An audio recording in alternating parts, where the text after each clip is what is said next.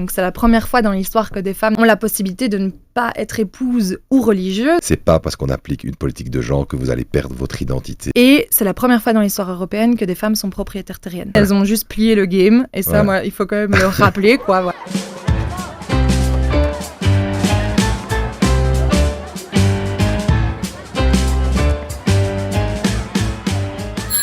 Bonjour, bienvenue dans ce nouveau podcast de la Ville à 10 minutes. Alors, on a vu déjà beaucoup de sujets dans ce podcast. On a travaillé sur les salles de consommation à moindre risque, les invisibilités du climat, enfin plein de sujets qui concernent l'urbanité.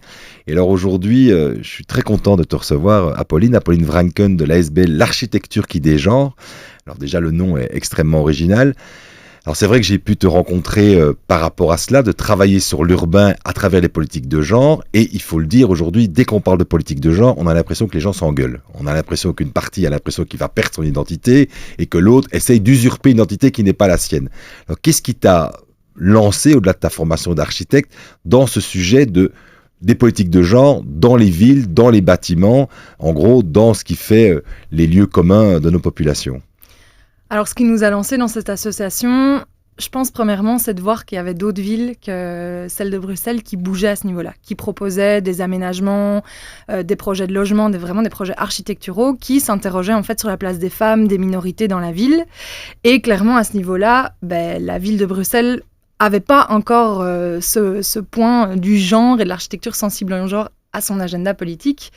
Et je pense deuxième chose aussi, c'était l'amour de ma ville, quoi. Pour moi, Bruxelles, c'est vraiment le lieu où je suis née, où j'ai grandi, et j'avais envie que ça bouge, tout simplement. C'est intéressant aussi de voir que, à travers là maintenant nos 5 années d'existence, qu'on a plutôt en fait rencontré une adhésion. En fait, que ce soit de la part des étudiants et étudiantes, que ce soit de la part des professionnels, que ce soit même de la part en fait des usagers et usagères de la ville, il y a plutôt une curiosité. Ah, mais de quoi est-ce que vous parlez ? Qu'est-ce que ça veut dire une ville sensible au genre ? En fait, ça pose question, et je crois qu'aujourd'hui, les réactions, elles sont plutôt positives, et ça, il faut aussi le souligner.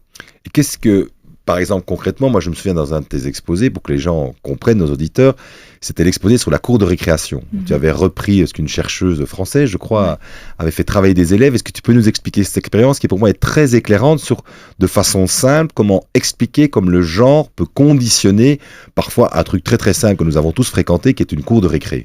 Alors ouais, c'est le travail d'Edith Marie-Jules, qui est une géographe du genre française. Et c'est toujours un exemple que je prends parce que c'est un très bon exercice pratique, en fait. On se rend compte aussi que nous, public lambda, en fait, parfois on manque d'outils pour comprendre l'architecture, lire l'espace, alors qu'une cour de récré, ça parle à tout le monde, en fait. Donc dans cet exercice, elle demande aux élèves d'une école de dessiner leur cour de récréation, de placer G pour garçon, F pour fille et M pour moi. Et en fait, dans la plupart des dessins qu'elle observe, on va se retrouver vraiment dans l'archétype de la cour de récréation, où il y a 80% de l'espace récréatif. Il faut bien se dire que dans le mot récréatif, il y a le mot créatif.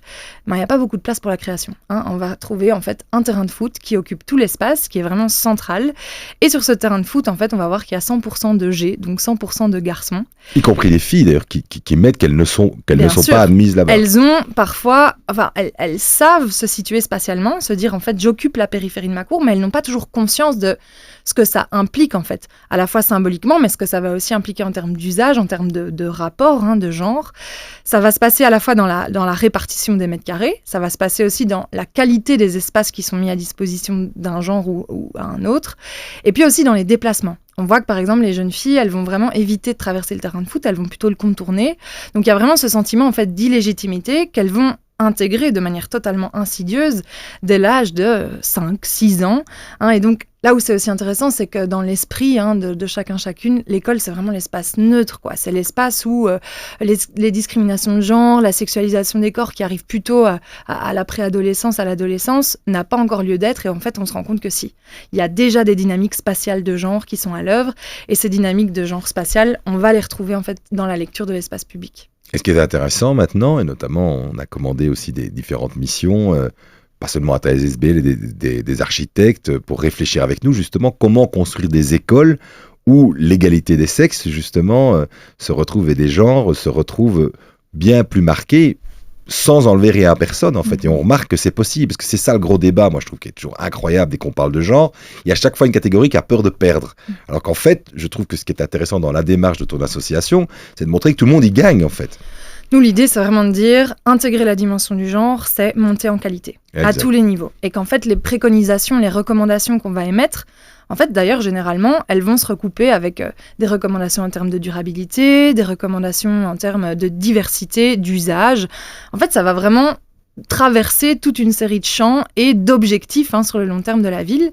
Des exemples très concrets, par exemple, pour la cour de récréation, c'est l'idée de passer, en fait, de jeux qui sont basés aujourd'hui sur la compétition, comme c'est le cas du terrain de football, à des jeux qui sont basés en fait sur l'entraide, sur l'imagination, aussi sur une proposition spatiale qui ne fonctionne plus avec un centre et sa périphérie, un espace qualitatif et puis un espace relégué, mais au contraire de trouver plusieurs centres, plusieurs univers, une subdivision comme ça. On voit en France ça va s'appeler les cours Oasis, mais on a des exemples ici à Bruxelles, par exemple l'école Lutgardis à Bruxelles propose comme ça toute une série d'îlots de végétation et chaque îlot en fait représente un monde différent.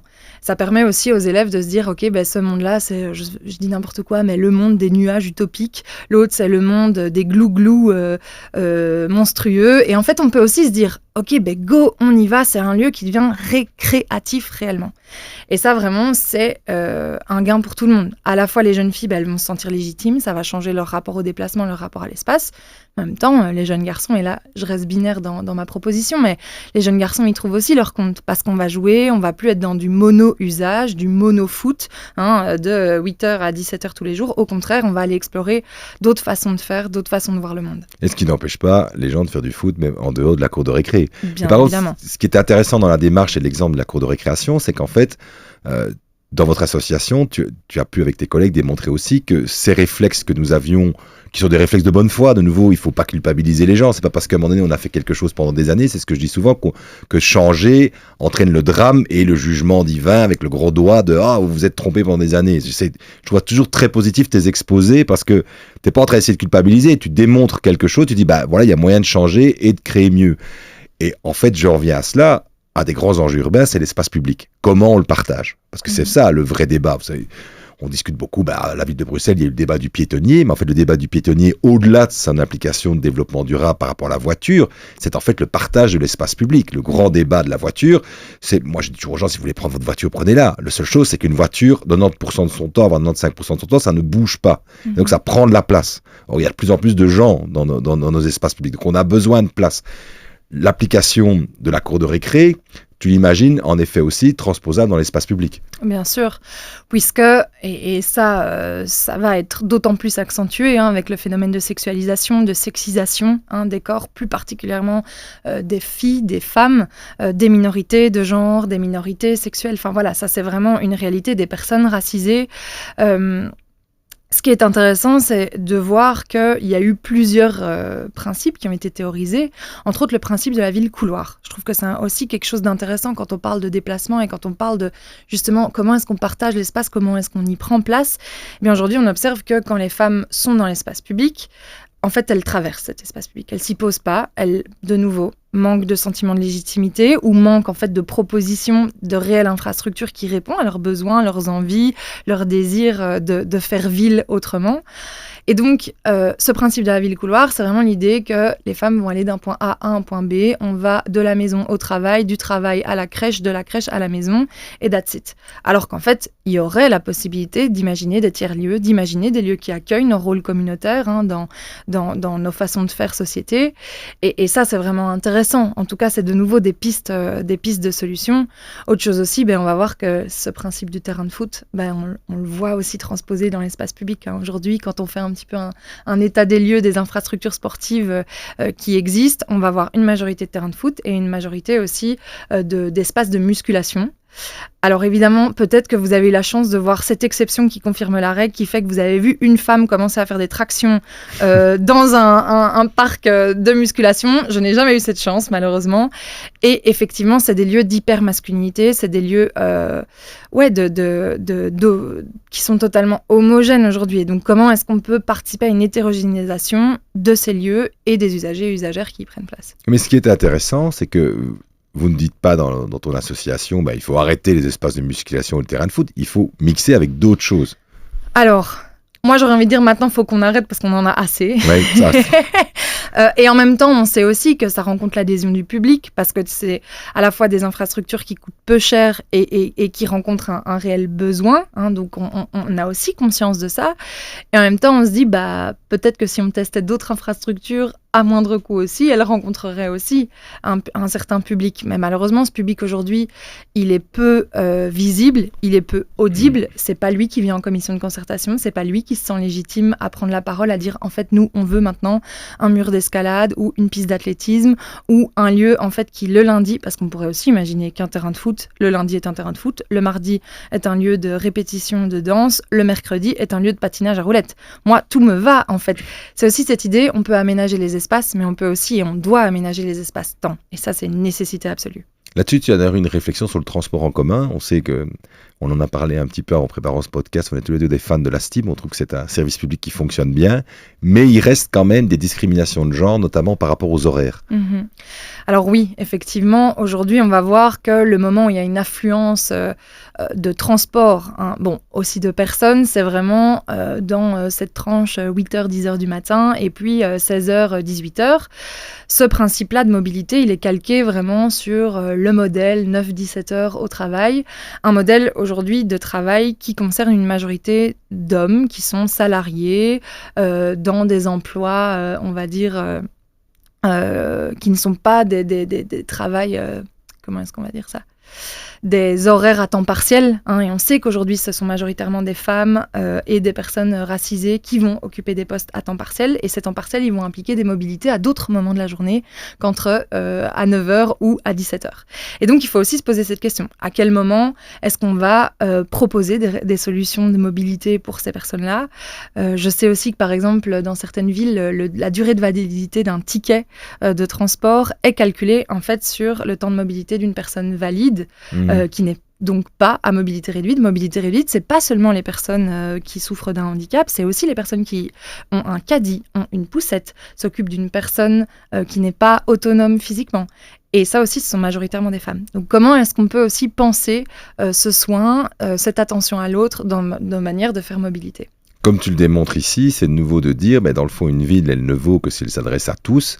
Et il y a encore une catégorie de population que l'on considère minoritaire alors qu'elle est majoritaire, ce sont les femmes. Ouais, et donc, dans les politiques de genre, c'est vraiment ça qui nous a en tout cas séduit aussi à la ville de Bruxelles dans les débats qu'on a pu avoir avec toi et ton association, c'est le fait qu'on avait vraiment une impression d'inclusion supplémentaire, de personnes qui s'expriment moins, parce que là tu as tout à fait raison, qu'on essaye, nous, d'aller vraiment chercher les différents publics pour qu'ils s'intéressent à leur espace public, à leur bâtiment, et que ce ne soient pas toujours les mêmes qui viennent nous donner un avis, parce que tous ces gens un peu invisibilisés, ils ont du mal à franchir la porte d'une commission de concertation, d'aller voir un bourgmestre, un échevin ou une administration pour donner leur avis sur un quartier. Pourtant, elles ont souvent un avis, mais c'est aussi des politiques émancipatrices, à mon avis. C'est aussi ça qui est intéressant dans votre démarche. Alors complètement. L'objectif, comme tu dis, les femmes, cette idée que c'est la plus grande minorité, c'est aussi intéressant parce que on parle évidemment de perspective intersectionnelle, c'est-à-dire il y a cette réalité que vont connaître les femmes, mais ces réalités elles sont plurielles. On peut être maman solo, on peut justement accompagner un parent âgé d'un bout à l'autre de la ville. On peut être racisé et aussi sentir qu'on est moins autonome par rapport à certains types de mobilité. Enfin voilà, il y a plusieurs réalités de la ville. Donc parler des femmes, il faut absolument se dire que c'est parler de cette diversité, parler des femmes au pluriel. Et ça, c'est aussi important quand on parle de genre. Et donc, cette émancipation, elle ne concerne pas que les femmes qui travaillent à temps plein, elle ne concerne pas que les femmes étudiantes, elle nous concerne tous et toutes. Et je pense que porter cette attention spécifique sur qu'est-ce que ça veut dire d'être travailleuse à temps partiel, qu'est-ce que ça veut dire d'être une famille monoparentale, qu'est-ce que ça veut dire de s'occuper d'autres personnes que soi, ça, c'est éminemment émancipateur et aussi éminemment solidaire. C'est éminemment social, c'est éminemment féministe, en fait. Et je pense que ça, c'est aussi une vision qui, au-delà des aménagements de ce qu'on peut faire dans la brique, doit accompagner une vraie réflexion stratégique, un vrai changement de mentalité. Et ça s'applique évidemment à la ville quasi la plus cosmopolite du monde, évidemment, puisque Bruxelles, c'est 184 nationalités avec des cultures de partout. Donc, c'est un formidable laboratoire. Si tu avais un exemple d'un immeuble. Alors si on ne parle plus d'espace public, on sort des cours de récré, on sort de l'espace public, on en a parlé. C'est vrai qu'il y a beaucoup de pays qui se posent des questions aussi de villes. On a beaucoup d'échanges, moi avec mes collègues, sur comment repenser la ville et repenser l'espace public. Est-ce qu'il y a un immeuble où tu dis, tiens, là, il y a quand même un schéma qu'on aurait pu suivre, qu'on pourrait suivre dans le futur par rapport à une fonction auquel on n'aurait peut-être pas pensé? Une administration, une école, une crèche, que sais-je, un bureau, une salle de sport. Est-ce qu'il y a quelque chose qui t'a en tout cas frappé comme projet dans ce que tu as pu déjà analyser? Alors oui, il y en a plusieurs. Moi, j'aime bien... Tu veux un bâtiment ou ça peut être un espace public? Ça peut être les deux, comme tu sens. Mais ça va pas être en Bruxelles spécialement, hein. Ça peut être dans le monde. Hein, donc. Moi, j'aime bien rester à Bruxelles. Ouais. C'est pas mal, au moins, on visualise de quoi est-ce qu'on parle. Un lieu que j'affectionne particulièrement à Bruxelles parce que justement, il présente des qualités sensibles au genre, alors même qu'il n'a pas été pensé comme un lieu sensible au genre, c'est la place Morichard. Place Morichard, c'est vraiment... À Saint-Gilles, pour ceux qui ne connaissent pas, donc, parce que tout le monde ne connaît pas Bruxelles, donc qui était une commune extrêmement pauvre, qui aujourd'hui, c'est un peu diversifiée par rapport à ça. Je précise, parce que tout le monde ne connaît pas Bruxelles, et donc qui est en bordure de la ville de l'hypercentre, mais qui est quand même très très centrale comme commune. Eh bien, cette place Morichard, aujourd'hui, elle fonctionne avec 3 niveaux. 3 espèces de sous-places en fait qui vont un peu s'adapter au dénivelé de la commune. Paradis des skateurs. Voilà, paradis des skateurs, mais aussi des skateuses. Des skateuses, c'est de ça que je veux parler précisément. En fait, on va se retrouver avec un premier niveau qui est un espace pour les jeux à roulettes, donc vélo, roller, etc. Un espace intermédiaire inférieur qui est vraiment une espèce de pelouse appropriable avec 2 tables de ping-pong, un terrain de pétanque, du mobilier urbain avec des transats, des petites tables, enfin vraiment la possibilité de se poser. Et puis un niveau inférieur pour les terrains dédiés aux jeux de ballon, basketball, football, etc. Et en fait, ça fonctionne du tonnerre. Pourquoi ? Et quand je dis ça fonctionne du tonnerre, c'est en termes de mixité de genre. Pourquoi ? Parce qu'en fait, déjà, le fait qu'il y ait cette différence de dénivelé, qu'on n'a pas partout à Bruxelles, bien évidemment, fait qu'on va être protégé au niveau supérieur des coups de ballon, par exemple, de manière assez naturelle. On va utiliser la topographie du lieu. Mais aussi, le fait qu'il y ait cet espace intermédiaire qui est la même qualité spatiale, le même nombre de mètres carrés, qui n'est pas relégué, qui n'est pas secondaire, qui n'est pas une espèce de truc qu'on a mis là en se disant, bon, il y en aura quand même peut-être 2-3 qui voudront se poser à un moment ou l'autre de la journée. En fait, le fait qu'il côtoie des jeux de ballon et des jeux à roues, en fait, va permettre ce qu'on appelle un espace de négociation. On va voir que sur cet espace intermédiaire, il y a beaucoup de familles qui se posent là, des groupes de jeunes filles entre amis qui vont s'installer, faire un pique-nique, papoter, discuter, je sais pas, faire même des réunions de travail.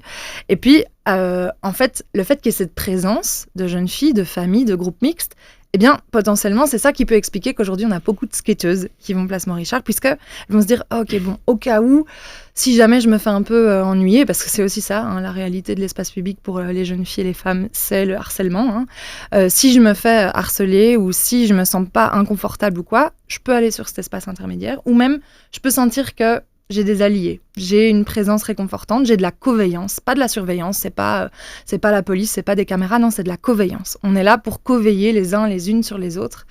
Et aujourd'hui, c'est un lieu vraiment qui est carrément mixte. Et ça, c'est génial. Donc, il faut aussi se dire que ces espaces de négociation, ils sont absolument nécessaires. Ça, c'est pour l'espace public. Sans être non plus une terrasse, sans être... Parce que voilà, on voit beaucoup de lieux mixtes, en effet, dans les lieux de sortie, mais ils ont induisent toujours une commercialisation de l'espace public qui est et une privatisation. Qui est un équilibre compliqué. Moi, je le dis comme bourgmestre, parce que je sais qu'il y a différents mouvements qui discutent là-dessus. On libère de l'espace public, on en réaffecte parce qu'il y avait des places de parking qui ont été réaffectées en terrasse avec le Covid, et dans le fond, tant mieux, on les a laissées. Mais c'est vrai qu'il faut aussi des moments de respiration où des lieux sont simplement pour se poser, et se poser de façon mixte. Ce sera un des gros enjeux, notamment des escaliers de la Bourse. On sait que tout le monde a une histoire avec les escaliers de la Bourse. En même temps, c'était des lieux compliqués à gérer, mais une ville, c'est complexe. Ce sera aussi intéressant de savoir si ces niveaux, il y a cette coveillance, j'aime bien ce mot-là, je ne connaissais pas, qui est assez efficace. Tu es aussi, avec ton association, vous êtes aussi à promouvoir les journées du matrimoine. Est-ce que tu peux nous en dire un petit mot ? Alors, les journées du matrimoine, elles ont lieu depuis 5 ans à Bruxelles. C'est la première édition belge qu'on a lancée il y a de ça une demi-décennie. Et cette année, les 29, 30 septembre et 1er octobre, on accueille plus de 1200 personnes à Bruxelles pour des visites guidées, des ateliers, des moments de rencontre grand public. L'objectif, c'est vraiment d'avoir un moment rassembleur, en fait, pour les Bruxellois, les Bruxelloises, mais pas que. Et un moment aussi qui se veut complémentaire à la programmation des Heritage Days, Journée du patrimoine, puisque c'est encore une programmation pour les Heritage Days où on voit que le canon de l'histoire, la fabrique de l'histoire, elle est encore majoritairement écrite par les hommes. Et donc, ça aussi, de nouveau, quand on parle de changer les imaginaires, quand on parle de changer et donner voix à d'autres personnes, les Journées du patrimoine y contribuent. Et donc, on va découvrir aussi ensemble avec le public, je vais dire, il y a un peu deux grands objectifs. Le premier, c'est de dire, en fait, depuis la nuit des temps, les femmes et les minorités contribuent à l'histoire de la ville de Bruxelles. Et il faut célébrer ça. Je pense entre autres au béguinage. J'allais dire, tu vas parler des béguines, là, qui sont les stars absolues du mouvement féministe. Les béguines qui auraient cru que des religieuses allaient... Ouais. Mais c'est vrai que quand on voit l'influence qu'elles ont eue sur les villes, c'est hallucinant. Il faut que tu nous en dises un mot, d'ailleurs. Ouais, moi, je suis une grande fan des béguines. Ça, c'est pour moi, religieuse, mais aussi laïque. C'est toujours cette espèce d'entre-deux. Donc, c'est la première fois dans l'histoire que des femmes ont la possibilité de ne pas être épouse ou religieuse. Donc, c'est vraiment une espèce de troisième voie vers la liberté pour les femmes, et ce, dès le XIIe siècle. Donc, il faut se dire aussi que c'est un mouvement qui est fondamentalement urbain, qui va être dans les centres des villes, à Bruxelles, mais pas que. Et c'est la première fois dans l'histoire européenne que des femmes sont propriétaires terriennes. Donc, autant vous dire que c'est la révolution absolue, clairement. On rappelle que les femmes en Belgique, on peut ouvrir un compte en banque sans l'autorisation de leur mari en 1976. Voilà, les gens c'est ont oublié ça. Ça. Donc, quand on est là au XIIe siècle, les béguines, elles ont juste plié le game. Et ça, moi, il faut quand même le rappeler, quoi, voilà. Il y a les béguines, mais il n'y a pas que les béguines. Je veux dire, il y a d'autres figures historiques. Je pense aujourd'hui, même dans la toponymie de nos villes, on va voir qu'il y a d'autres figures qui vont être célébrées. Yvonne Jospin dans le centre, mais aussi... Suzanne Daniels. Le Pont. Voilà, il y en a vraiment plein. Et ça aussi, c'est des grandes avancées. C'est une manière de parler de leur histoire, de parler de leur contribution. Et donc, il y a cette idée vraiment de célébrer cet héritage, mais aussi de montrer quelles sont les voies pour le futur à emprunter. Et ça passe entre autres par ce qu'on appelle la médiation architecturale. Donc, on est peut-être familière du concept de médiation culturelle. Là, c'est l'idée d'amener les gens dans les espaces publics, dans les espaces culturels, mais qui sont publics d'ailleurs, parce qu'on se rend bien compte que ce seuil, parfois, il est très difficile à franchir. Eh bien, nous, l'idée, c'est de dire, parfois, même sans franchir le seuil, on est directement dans l'espace public, l'architecture, elle nous entoure, là, on est dans un studio, on est entouré d'architecture, elle est là partout, tout le temps. Eh bien, on n'a pas toujours les outils pour la comprendre. On n'a pas toujours les outils pour se dire, OK, mais moi, il va y avoir un gros projet de rénovation ou un contrat de quartier durable près de chez moi, mais j'ai vu les plans, mais je comprends pas ce que ça veut dire, je comprends pas quel espace est projeté là. Donc la médiation architecturale, c'est dire, viens, en fait, on va regarder ensemble, on va expliquer, comprendre, donner des outils de lecture, des clés de lecture.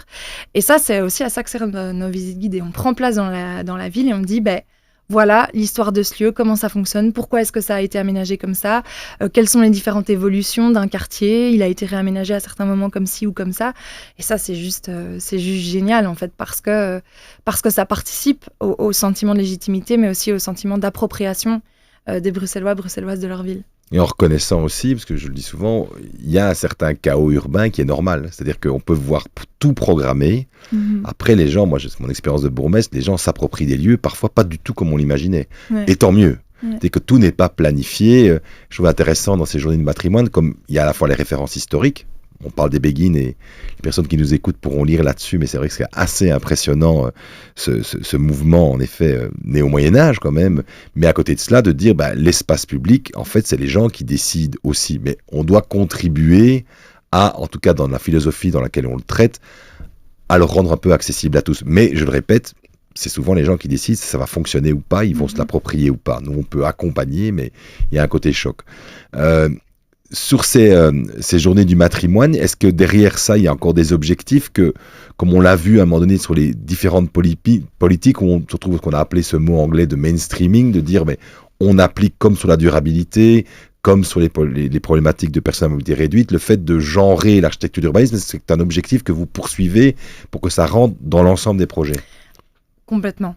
Alors clairement, que ce soit avec les journées du matrimoine ou en fait, là on est dans une action directe, parce que je pense qu'il y a toujours cette nécessité encore de ce chapitre à part, de traiter la question des femmes et des minorités de manière spécifique pour qu'à un moment, le futur je dis toujours féministe tant qu'il le faudra, moi mon objectif c'est qu'un jour on n'ait plus besoin de moi. Ça c'est clair et net. En tout cas pour ça, on n'aura pas besoin de toi pour autre chose. J'espère. Et donc... Et en même temps, on va proposer une programmation matrimoine dans le cadre des Heritage Days. Donc pour nous, ça, c'est du mainstreaming. Alors ça, c'est pour les questions de matrimoine, mais pour les questions d'urbanisme, c'est pareil.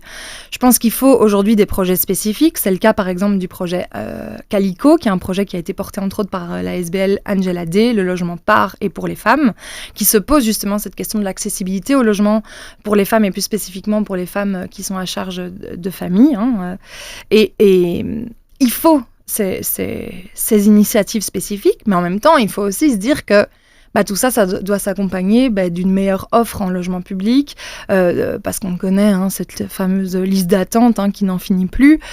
Et ça, c'est du gender mainstreaming. Le gender mainstreaming, c'est aussi de se dire, OK, aujourd'hui, demain, en fait, idéalement, il faudrait que la question du genre, elle soit dans tous les cahiers des charges. Enfin, ça, de nouveau, c'est ce pourquoi on plaide, on n'y est pas encore, mais les lignes commencent à bouger dans tous les cahiers des charges, dans les contrats de quartier, dans les politiques d'aménagement, mais en termes d'espace public, mais aussi d'espace privé. Nous, on plaide aussi pour ce continuum, arrêter d'un peu de fonctionner, genre d'un côté il y a le privé, d'un côté il y a le public.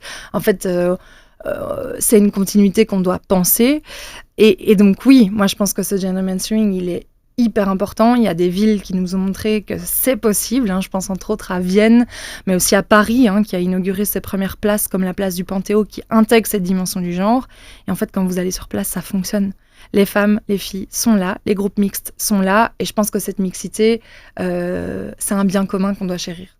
Et surtout, ça permet de tenir compte de tout le monde. Donc, si tu avais, tu as cité des villes comme Paris ou Vienne, est-ce qu'il y a un espace public ou un bâtiment à Bruxelles que tu penses qui serait prioritaire à traiter, un espace où tu t'es déjà dit, mais là, tout comme la place Montrichard, c'est intéressant parce que là, elle n'a pas été pensée de façon genrée, mais elle fonctionne. Mm-hmm. Alors, de nouveau, pour les gens qui ne connaissent pas, c'est vrai qu'on est vraiment sur une côte, donc on travaille vraiment, comme tu l'as expliqué, en niveau. Est-ce qu'il y a un espace public où tu te dis, bon là, ça ne marche pas du tout? Moi, je pense par exemple que ce qui m'a beaucoup impressionné quand on a fermé le bois de la Cambre aux voitures, la plupart du temps, c'est le nombre, tu parlais du sport, mais le nombre de groupes sportifs qui se réunissent très mixtes là dans le bois parce que c'est complètement apaisé. En fait, c'était pas du tout une fonction qu'on a programmée, c'est pas nous qui avons engagé des coachs. Les gens se sont saisis de l'espace public. C'est toujours au moins une de mes volontés, c'est que les gens s'en emparent. Et quelque part décident parfois une affectation auquel nous n'avions pas pensé. Pour moi, c'est toujours une vraie réussite, ça. Est-ce qu'à toi, un espace public comme ça où tu rêves un peu de façon dingue, parce qu'on aime bien ça dans les villes, imagine des trucs un peu de rupture c'est une bonne question.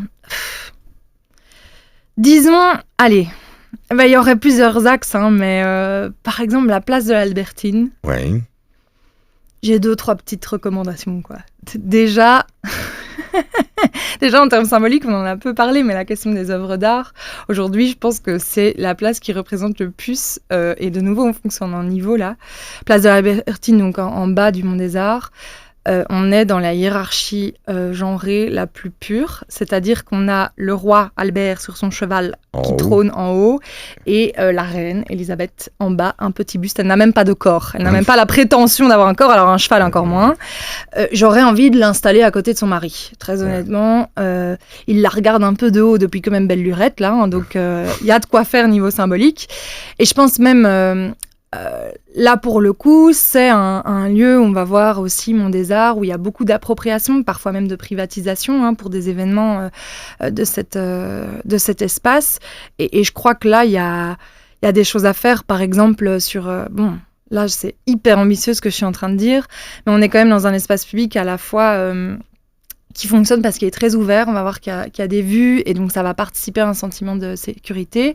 Mais en même temps, en fait, on est face à une rangée de ce qu'on appelle les rez-de-chaussée aveugles, tout le long de la KBR, et même maintenant, Plaine Publique est ouvert, donc il y a un peu plus de coveillance, justement. De la KBR ou du côté même de Square, là, il y a tous les raies qui sont pas trop occupés, voilà. c'est un problème. Et je pense qu'il y a vraiment une réflexion là sur l'activation des rez-de-chaussée qui pourrait être exemplaire pour le reste de Bruxelles, parce que c'est un des gros bras de levier pour participer à une ville, justement, qui reconnecte espace privé, espace public, qui reconnecte habitants et ville, et qui reconnecte les femmes et les minorités à l'espace. En même temps, c'est un lieu qui mélange la culture, l'Horeca, il a plein d'avantages. Un espace vert, donc c'est vrai qu'il relie le bas et le haut. On le sait que Bruxelles, il y a un bas et un haut de la ville, donc c'est vrai que c'est un bel enjeu. Il est classé, donc pas facile, il faut y travailler avec tact, mais en même temps, il a une dimension que tout le monde connaît, et en effet, le travail de niveau peut être intéressant. Donc beau défi, en effet, de repenser le monde des arts. Et après, quand même, pour jeter des fleurs aussi au service de la ville, là, je pense à 2 grands projets qui vont voir le jour, qui sont le réaménagement de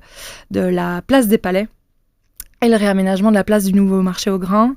Et là, je crois que, alors pour la place des Palais, la dimension du genre n'était pas explicite. Pour celle du nouveau marché au grain, elle l'est. Et ça, je pense que c'est aussi des projets qu'on attend impatiemment. Un des grands symboles de ma collègue Hans Persson, ça, la place Nouveau Marché au Grain. Et c'est vrai qu'elle l'a mis directement à un moment où, voilà, ça restera une lutte, parce qu'on va terminer là-dessus. Les politiques de genre sont encore une lutte, ils ne sont pas rentrés dans la normalité, comme je dirais la durabilité l'est devenue. Donc aujourd'hui, plus personne n'ose sortir un projet dans lequel il n'y a pas cette dimension. Et on espère que... Alors parfois, elle est un peu greenwashing, c'est vrai. Mais quand même, c'est devenu un argument de vente. Aujourd'hui, avec la crise énergétique, si vous ne travaillez pas sur un bâtiment qui a un côté passif, en tout cas qui est peu énergivore, franchement, sur le marché, vous n'allez pas être... Nous, c'est le marché qui dicte un peu ça, on peut le regretter, on pourra en parler encore dans une autre émission. Ici, quand même, les politiques de genre, ça doit pouvoir devenir un label. En tout cas, nous, c'est ce qu'on espère. Et de nouveau, de répéter, parce que c'est un truc qui me fatigue, la commune politique. C'est pas parce qu'on applique une politique de genre que vous allez perdre votre identité. Vous êtes qui vous êtes. Et justement, c'est ce qu'on veut, c'est que tout le monde soit celui qu'il est. Point. C'est un truc très fatigant à expliquer, mais il faut continuer à le redire. Les politiques de genre, elles visent simplement à ce que tout le monde se sente mieux. Exact. Merci Apolline, en tout cas, merci vraiment d'être venue. Je rappelle Apolline Vrancken, l'SBL, l'architecture qui dégenre. Merci pour ce moment et ce podcast, et à très bientôt. À bientôt.